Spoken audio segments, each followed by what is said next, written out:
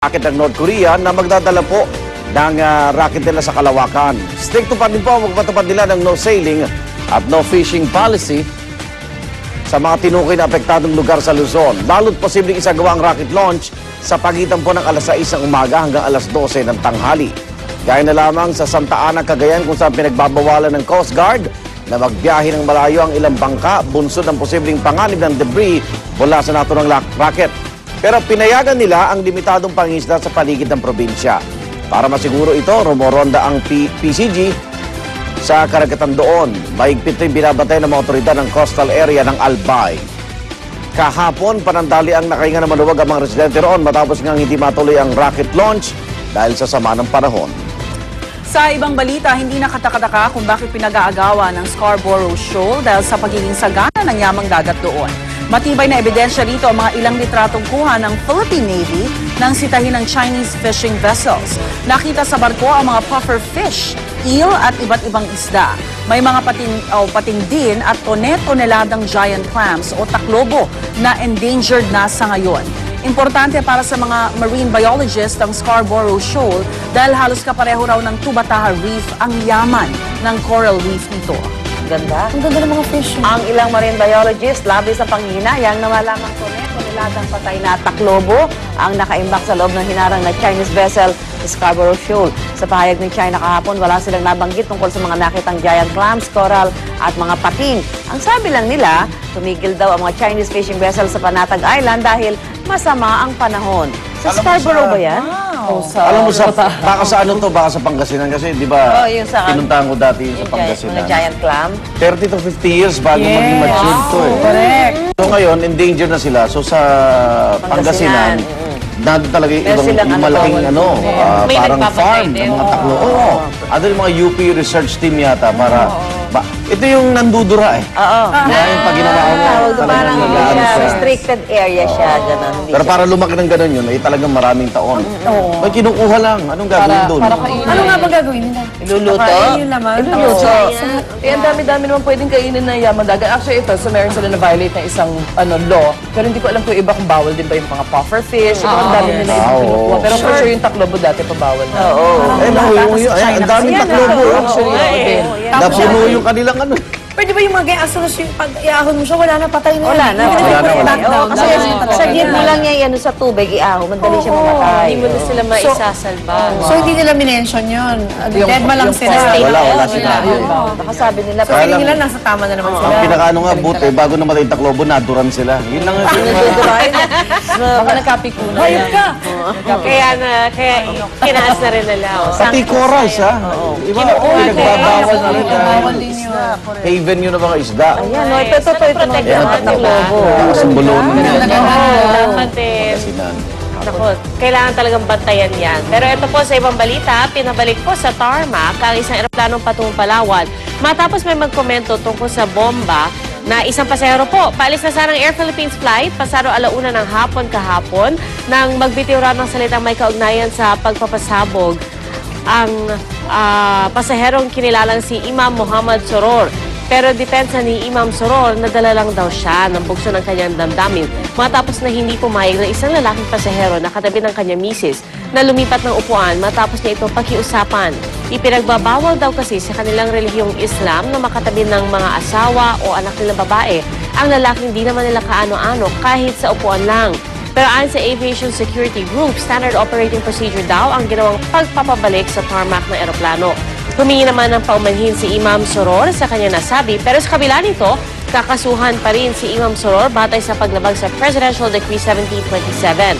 At kung mapapatunayang nagkasala, maaari siyang makulong ng hindi bababa sa 5 taon o pagmultahin ng 40,000 piso. Di ba ito pa lang sa boarding yung ticket? O dapat hindi ba nakita nila Alam na rin kaagad? yung staff na ano eh, kung ano mang kultura eh. Baka hindi, pero siguro sila Sinasabi. hindi nila alam na lalaki yung katabi, kaya hindi sila nagreklamo agad. Pero- Kasi pwede na isettle yun Kung sa... regular na bumabiyahe, alam ng mga... Oo nga eh. Saka di ba nagsabi naman yata siya na parang ganun nga, bawal sa kanila, pero parang matagal. Pero hindi lang talaga agad na ano. inaksyonan. So sabi niya may bomba. Sana pinaliwanag niya na lang kung bakit. No? Wala nang Ako, Yun, Ilocos. 5 years pala ang pag Pwede. maaari. Hindi ba pasok mo naman sa airport talaga nakalagay yun? Nakalagay, nakapaskil doon na bawal mag-ano. Kasi siguro alam din niya yun, kaya lang nung time na yun na Para lang matawag yung pansin. Aminado nga siya. ulo niya dahil dun sa hindi pumaya. Para matawag yung pansin, yun na lang sinabi niya. Ba't di na siya nakipagpalit dun sa asawa niya?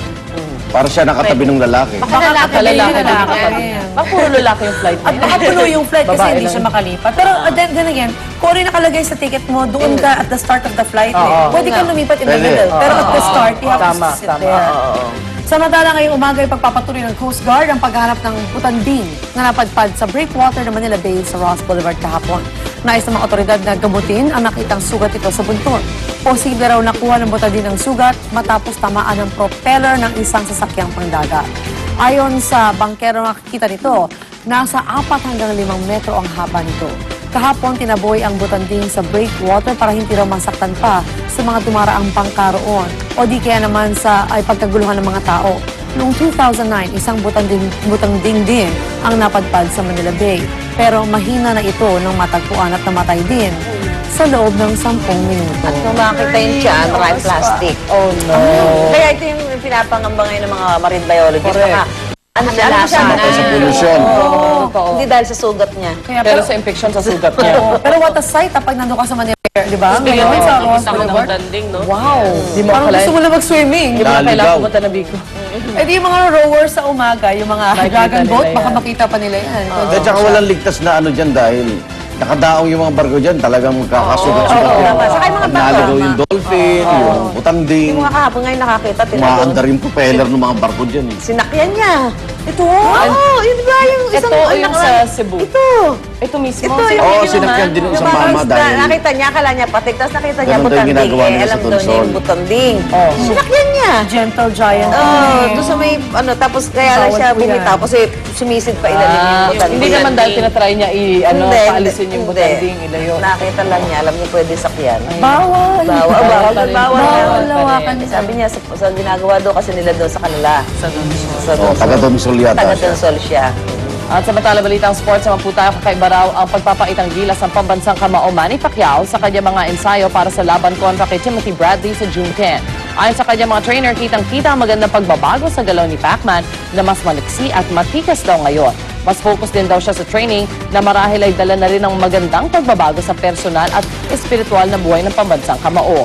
Maliban sa training ay pinagtutuunan din daw ng pansin ng Team Pacquiao ang mga itinuturing na dirty moves ni Bradley kabilang na ang pag-headbutt.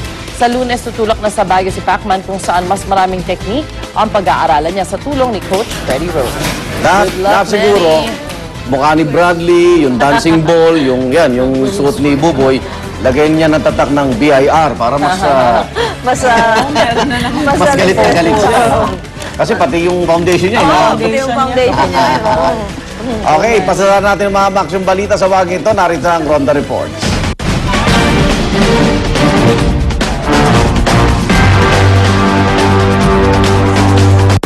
Isang security guard ang natagpuang patay sa Santa Mesa kanina. Hinala ng mga otoridad, biktima ito ng agaw armas. Yan ang Ronda Report ni Salima Refran. Salima, Igan, patay na nang natagpuan ng isang gwardiya sa binabantayan niyang condominium showroom sa Santa Mesa pasado 1:00 na madaling araw. 2 balut vendor daw ang lumapit sa mga rumorondong tanod at sinabing tila duguan daw ang gwardiya na nakilalang si Salderico Marpeja. Nang buksan ng nakababang roll-up door ng establishmento, tumambad na ang biktima na nakaupo pa sa kanyang pwesto na nagtamo ng isang tama ng bala sa ulo, isang hiwa sa baba at isang saksak sa liig. Sa pader makikita pa ang 2 tama ng bala. Ang radyo ng biktima nakabukas at napakalakas ng tugtog. Sarado rin ang ilaw. Hinala ng pulisa, agaw armas talaga ang hangad ng mga suspect na tinatayang nasa 1 hanggang 3 katao. Nawawala kasi ang service firearm ng biktima at hindi naman kinuha ang kanyang wallet at relo. Wala namang napansing kakaibang isa pang gwardiya ng building na ilang pintulangan layo sa pinangyarihan ng insidente. Iniimbestigahan pa ng pulisya kung maaaring may kinuha rin sa loob ng showroom ang mga suspect. Igan? maraming salamat, Salima Refran. Tunay nga pong walang makakadlang sa isang tao kung meron siyang nais marating sa buhay at patuloy po rin ng ilang inmates ng National Bilibid Prison na sa kabila ng pagkakakulong ay nakuha pong